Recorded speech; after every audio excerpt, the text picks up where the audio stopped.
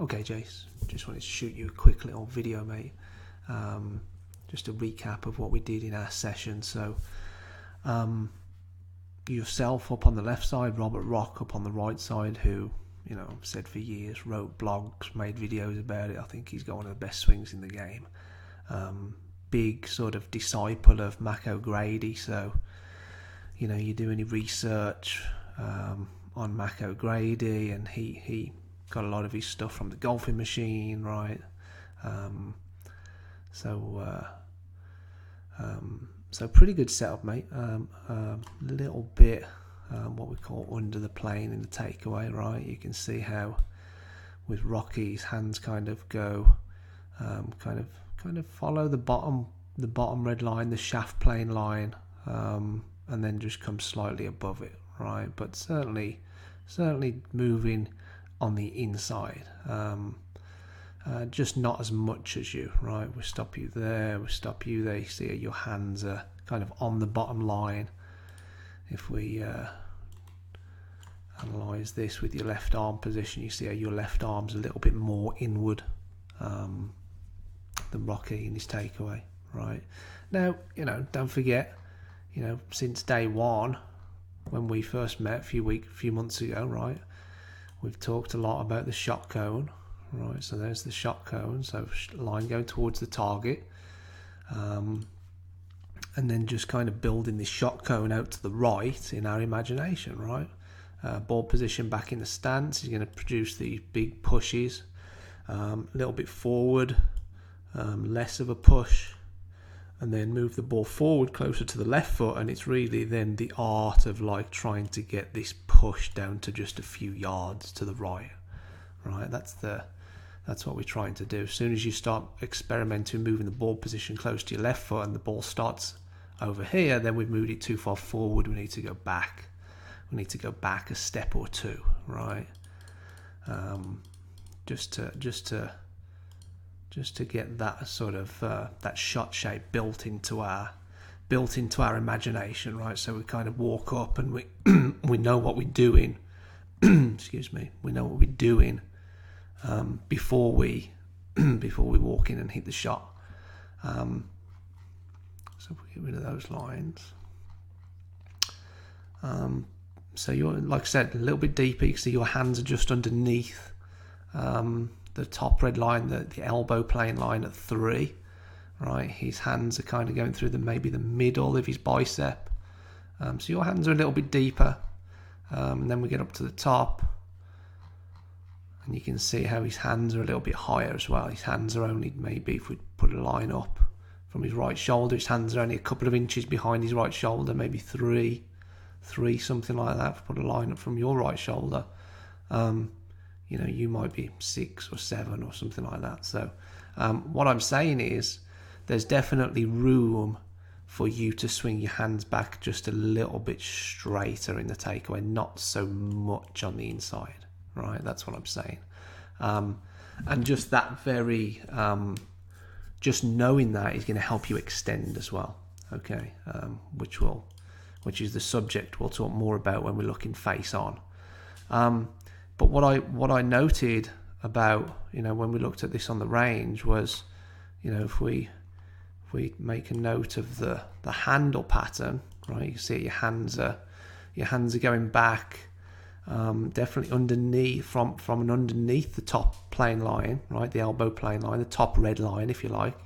Your hands, the handle's going from underneath it to slightly above it, and then as you start to come down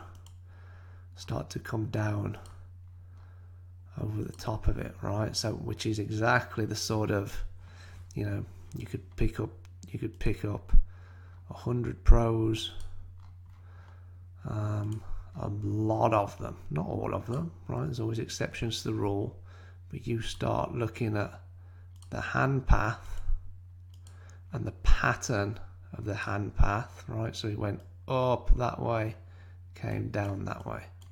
You went up that way, came down that way. So that's awesome. That to develop that kind of pattern, that feeling. Now, obviously, the more inside you're going to take your hands back, they're naturally going to want to come more on the outside, coming down. But just building that pattern into your swing is so good, mate. So good, right? So then you come down, sort of halfway back. You check halfway down. You check the plane line. So maybe we'll do this in yellow. So yes, slightly above the top red line, but still very much on plane. Now this is what you see, and this is why I kind of I really chime on about the pressure points in the hands and kind of keeping the club head, having the bias of the club head this side of your hands, right? Because if your club head is that side of your hands, then it's going to feel heavy, right? It's going to feel heavy. Now, what you see the likes of these top guys do, Garcia, Dustin Johnson, you see Rocky doing it there. So halfway down with Rocky, he's actually pointing well outside the ball, right? And this is just keeping the helping keep the lag, helping to get your hands forward at impact, because the more you can keep the club head behind your hands down to P6, so you can see just there, just when his club head starts to get the same height as his hands, the club head's still behind his hands, right? And then it comes down perfectly on that top red plane line. Well, you're doing something similar to that, right? So you're maybe just outside your hands at 6, instead of just behind your hand. But we know that Rocky's club was more behind him, right? His club head was more behind him. But you look at the angle that your club head comes down into the ball there. That's fantastic. That's really good, right? So that's impressive. Considering we've only been working together, a month or two, right? And then the exit, the hands move left, arms are extending, look. Just an observation of where the club's exiting, right? It's exiting a little kind of low, right? The pattern, you see the pros is, kind of perfectly there where Rocky's, maybe the middle or the base of his left bicep. That's where you're going to see his hands kind of come out, right? The pattern you see with hookers is the hands come out up here too high, close to the left shoulder, or even, heaven forbid, above their left shoulder out here, right? It's just a recipe for a big hook. So you've got to clear, you've got to turn left, but your hands have to, after P6 there, right, your hands have got to start moving left, which they do. So that's beautiful, right? So there's so many good things to your down the line shot, mate. The one thing I would say, in future sessions that we can definitely change is not moving your hands as inward, right? Not moving your hands as deep on the backswing, right? So if we then look from maybe face on, we'll get Rocky up again from face on. So we'll do a couple of reference points, right? Because,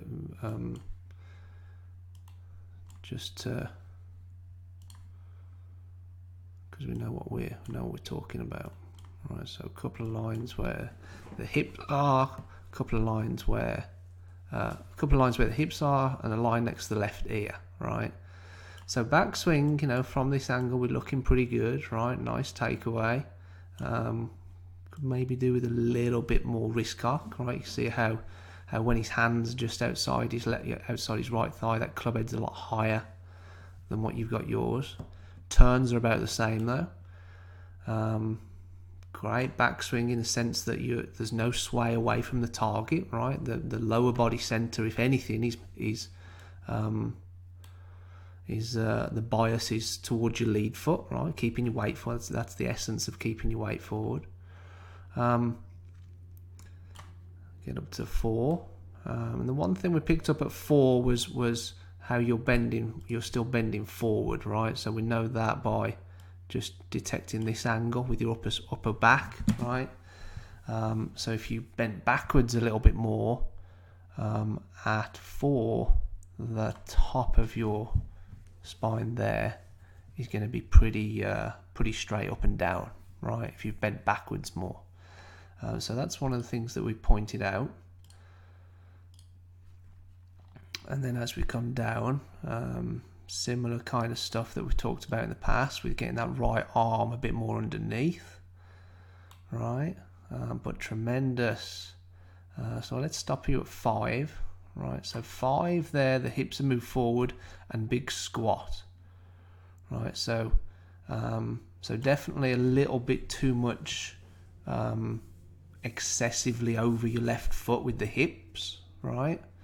If I put a little circle where your belt buckle is, put a little circle where his belt buckle is. His is kind of still central between the two yellow lines. Yours is a little bit too much over your left foot, so the weights move forward a little bit too much, if we're going to compare it to a pro.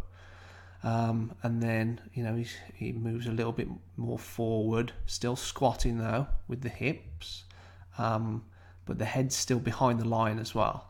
So as you move your hips forward, right, so now he's got his hips, belt buckle, say there.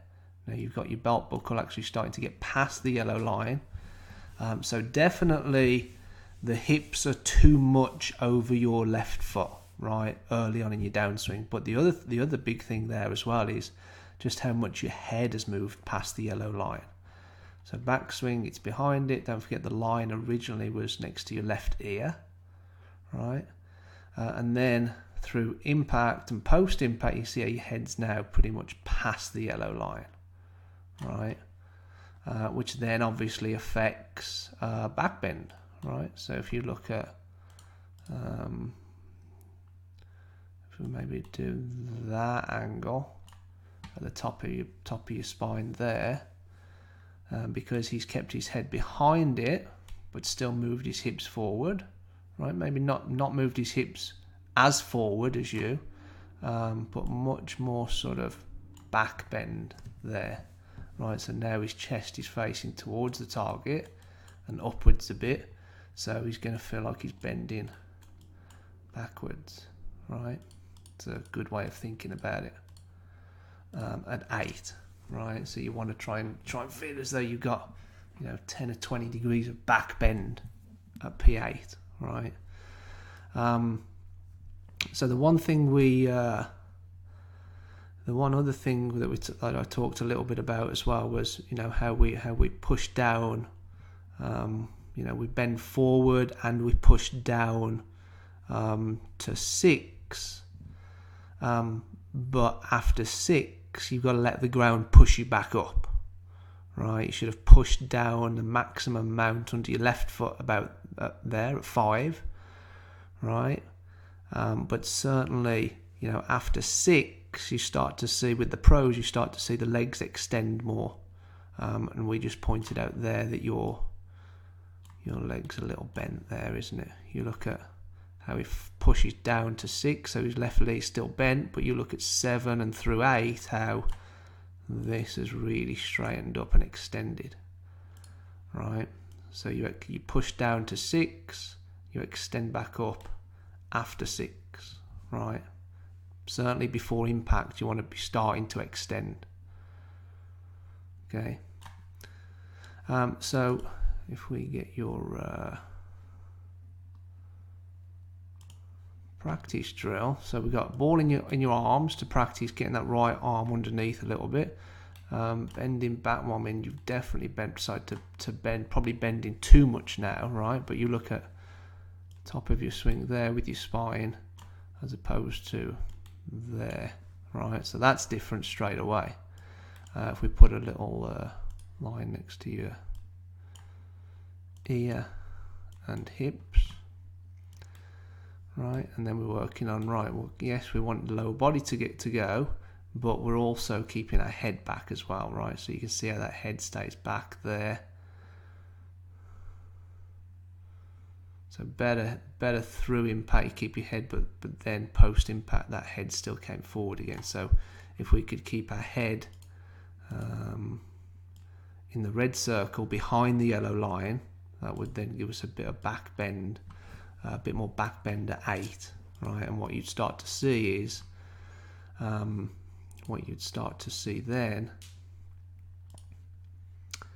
is, instead of the club, as you get more back bend at 8, instead of the club coming out so low here, you'd start to see it come out a little bit higher, just underneath your left shoulder, just about there, or maybe just a little bit lower than that, but certainly higher than where you are at the moment, right?